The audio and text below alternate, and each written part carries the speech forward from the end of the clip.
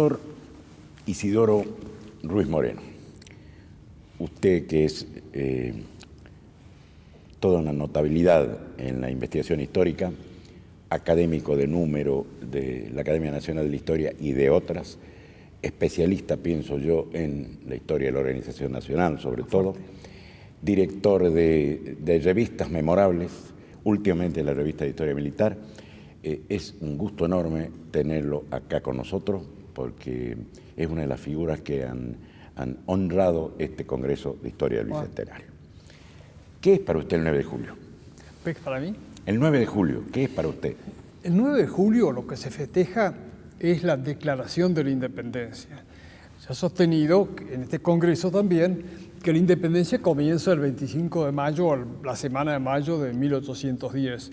Con el transcurso de poco tiempo, pocos años, ya tenemos bandera, escudo, escarapela, moneda, autoridades propias, Congreso Nacional en 1813, leyes nacionales y, por supuesto, la máscara de Fernando, que no engañaba ni siquiera a los españoles. Eso está documentado en muchos lugares. Así que simplemente en julio se viene, pero no a declarar la independencia.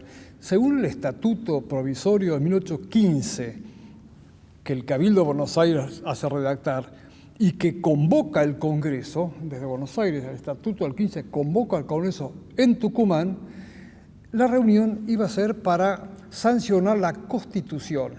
No se consideraba necesario declarar una independencia que ya existía de hecho, pero las circunstancias históricas de la marcha desfavorable de la guerra contra los españoles, que se perdían en toda América, menos en las Provincias Unidas nuestras, de Río de la Plata, hacen, a mi juicio, que sea necesario para impulsar adentro la unidad nacional y afuera como un desafío a España y a Portugal, que se haga una declaración formal, tipo la de Estados Unidos, el siglo de las luces, el siglo anterior, el siglo XVIII, pero no era necesario. Pero sí fue importante porque la declaración acá en Tucumán se dio en el peor momento de la Revolución Argentina por la emancipación.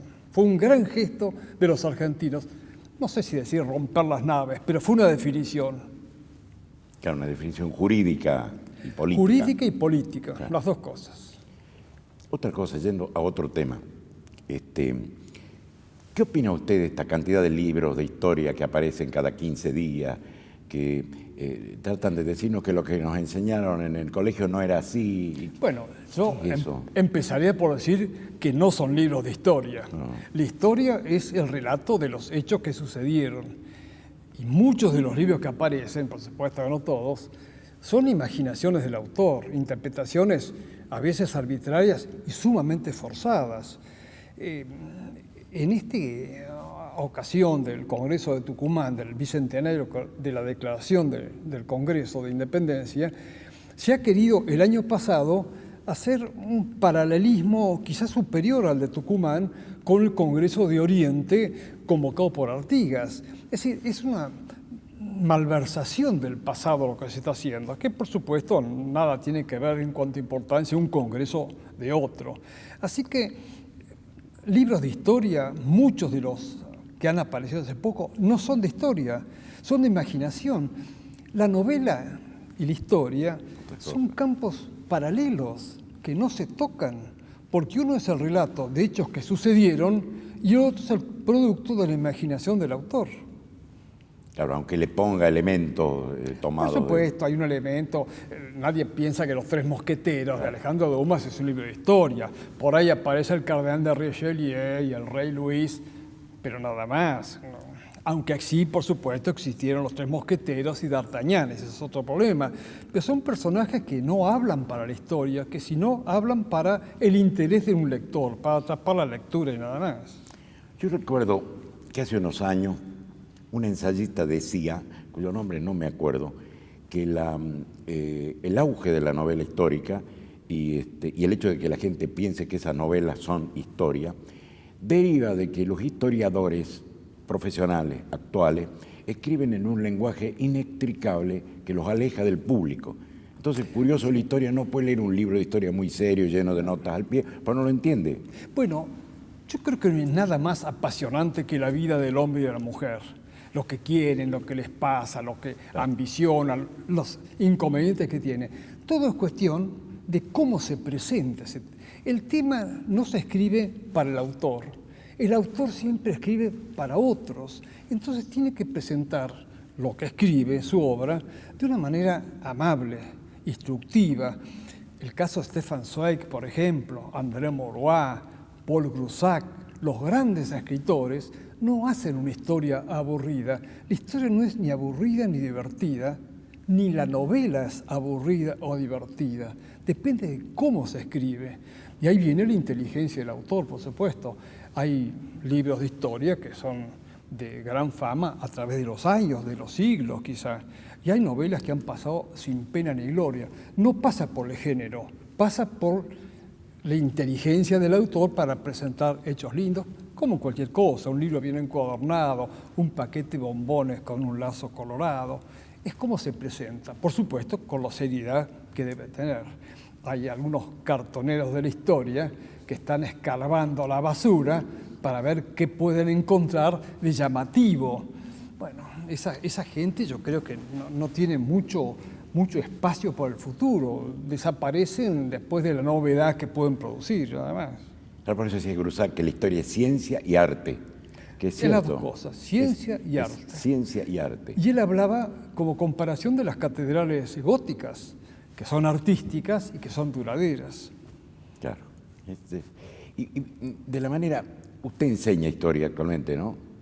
¿Tiene cátedra de historia usted actualmente? Bueno, no sé la enseñanza de historia cómo es porque yo soy abogado y por suerte no soy historiador profesional porque yo leo y escribo lo que me gusta, lo que me interesa, lo que me divierte. Así que estoy ajeno a la enseñanza universitaria o profesional de la historia. Eso no puedo hablar. Ajá. Sí, porque eso también se dice hoy, ¿no? Que hay una nueva escuela historiográfica que surge desde la democracia última en adelante. No hay ninguna escuela. La escuela lo hace cada uno. Es una cuestión totalmente personal. Uno escribe bien, escribe mal, escribe aburrido, divertido. Eso no hay escuela. Yo en mi vida he hecho una ficha y hay historiadores que yo conozco, pobre gente, que se pasan haciendo fichas. Lo que necesita uno es la cultura universal, tener también puntos de comparación afuera y no reducirse al examen de un expediente, un legajo y hacer una obra de historia. La cuestión también, como decía Groussac, de arte, de saber escribir, y de saber escribir también viene de la suma de conocimientos de otros países, que siempre es tan útil para escribir la historia argentina. Claro. Y, por ejemplo, pregunta que se hace a la gente tantas veces, yo decía eso un poco en mi discursito del otro día, ¿para qué sirve la historia, a modo de usted? La historia es una suma de experiencias. Si uno sabe que se porta de una forma y que recibe tal otro castigo o premio, puede instintivamente imitar las conductas y evitar las que no son favorables. Yo creo que, por supuesto, la historia no se repite, pero es una enseñanza. Es como que nos enseña una cátedra secundaria o la parroquia de religión o de moral. Uno la aplica, uno recibe el conocimiento y tiene que modificarlo para expresarlo en la vida propia. Entonces, ¿la historia qué es? Es una suma de conocimientos, es una experiencia de cientos de años. ¿Se puede usar o no se puede usar? Yo creo que es muy útil. No quiero poner ejemplos incluso de la vida política reciente argentina, pero si algunos personajes hubieran conocido historia y se hubieran portado de otra forma con que lo hicieron, hubieran pasado bien a la historia y no mal. Eso también se aprende con los ejemplos del pasado. La última revista que dirige usted, la revista de Historia Militar, que lamentablemente acá en Tucumán no se conoce por la lentitud con que llegan las cosas al interior, problema de distribución, lo que fuere. ¿A usted parece que la historia militar es una cosa descuidada últimamente? La historia militar es distinta a la historia de la guerra. Sí. Es una separación importante. La historia de la guerra es historia de choque. historia de batallas o campañas. Que usted tiene su gran libro, Las campañas militares, esos 4 tomos creo que son. Puede ser. Son la última palabra. La política y la guerra, porque la guerra depende de la política. Ese subtítulo que tiene, la política. ¿Por qué empieza una guerra y por cómo termina? Pero la historia militar, decía, comprende la sanidad, la educación, la enseñanza, muchas cosas, la organización, la administración, muchas cosas que abarcan otros campos que no son solamente el choque. Y en un país como Argentina, que hemos vivido a caballo y con lanza durante tantos años, si no se conoce historia militar, no se conoce acabadamente la historia argentina. Y el objeto de la revista es presentar temas nuevos. No que San Martín cruzó los Andes o que Ituzaingó la ganó la Alvear, sino temas todos novedosos y con documentación. Lo que no tiene un soporte documental hay que ponerlo muy en duda, muy en duda. La revista también tiene documentos que hablan por sí mismos, comentarios bibliográficos que ponen al lector, si es que los tiene, al tanto de lo que se publica y qué juicio merece lo que se publica, si es bueno o malo, como para orientarlo. Desgraciadamente sí, falta de divulgación, pero yo espero que por lo menos 5 patriotas haya en Tucumán que compren la revista. Claro, lo que pasa también es que, lo que decíamos recién, la mala distribución, eso es cierto, ¿no? Hay revistas que acá... Mala distribución y mala publicidad, depende de eso. La vida moderna es esa, la publicidad. Y la mala publicidad tendrá que ver también con el hecho de que, bueno, después del proceso se mira con esa prevención a los militares, como pensando que... No sé si después del proceso se mira con prevención a algunos militares, y es cierto que cometieron muchos errores, muchísimos.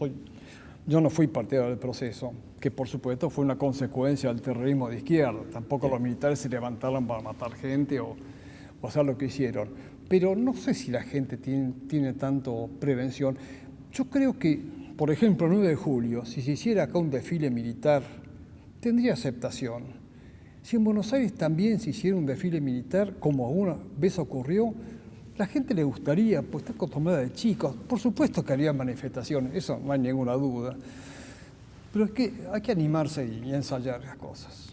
No, está previsto en el programa. Sí, el creo que está previsto. Un gran desfile. Y estoy seguro que va a tener éxito. Sí, yo también. En fin, Tucumán hará todos los esfuerzos para que estas cosas salgan bien. Para no entretenerlo más, yo pensaba... ¿Usted encuentra hoy alguna manera distinta de la gente de mirar su pasado? Como dijéramos, ¿se ha ganado una mayor madurez, una mayor comprensión? ¿Sí? ¿O es más o menos igual? La respuesta es difícil porque en historia, como cualquier otra ciencia, no hay que generalizar. La gente piensa tal cosa. Alguna gente sí y otra no. Los argentinos, los musulmanes... son distintos, hay que ver qué grupos. Y hay grupos de todos. Pero no hay una historia oficial ahora, ¿no es cierto? No hay historia oficial. No hay historia oficial, y en la propia academia hay varias tendencias. Yo no sé si hubo alguna vez una historia oficial. Siempre ha habido contestatarios, así que no se puede hablar de historia oficial. Esa es una maquinita de generar resistencias que no ha sido auténtica. Porque, por ejemplo, la gente siempre habla... Mitre, usted no es muy partidario en muchas cosas de General Mitre, como lo comprueba su obra, pero no se le puede negar el rol que él tuvo en escribir la historia argentina, ¿no es así? Bueno, son dos cosas distintas. Claro, una cosa es el General Mitre político y otra cosa es don Bartolomé Mitre, hombre de letras. Eso es el primer historiador argentino que marcó el método para escribir justamente basándose en la documentación. Si yo estoy en contra de la política del General Mitre, con la modestia que puedo tener, por supuesto, es porque soy federal. Y el ser federalismo no es una cuestión histórica, sino política, histórica y política. La Constitución marca que somos un régimen, o que debemos ser un régimen federal, y por eso estoy en contra de Rosas y por eso estoy en contra del Mitre, porque yo creo que el centralismo en la Argentina ha hecho mucho mal, ha frenado el progreso argentino. Entonces tomo la historia y critico a Mitre por eso mismo y lo pondero a Mitre como cómo escribió la historia. Yo lamento que el general Mitre no haya escrito sus memorias, por ejemplo, para apartarse de la época en que vivió. Para mí ha sido un error en un historiador. Aunque haya dicho las subjetividades que pensaba, siempre es un aporte que ayuda al historiador a comprender el pasado. Groussac le dijo, ¿por qué no escribía su memoria? ¿Se acuerda que dice? Y él dijo, todos los documentos míos están en mi biblioteca, ahí los podrán. Pero no basta el documento, el también las sensaciones, las subjetividades, las impresiones que causa otra persona. Hace muy pocos años, no es que me haya dado cuenta que el general Videla haya sido un personaje histórico, sino que lo era. Entonces me ocurrió ir a verlo a Videla para hablar sobre el gobierno de Videla.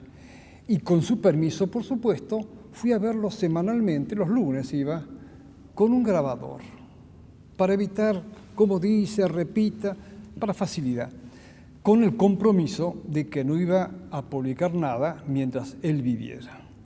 Y me confió muchas cuestiones íntimas y algunas que no lo favorecían, pero hace poco tiempo, el año pasado, un periodista, Seferino Reato, publicó exactamente lo mismo que Videla me contó a mí, que le había contado a Reato, pero no tuvo el prurito o con la conformidad de Videla, no sé, de publicar libros. Así que todo lo que me contó Videla ya está publicado. Lo que quiero decir con esto es que todos los personajes importantes y aún los que estuvieron en contacto con los importantes deben escribir sus opiniones.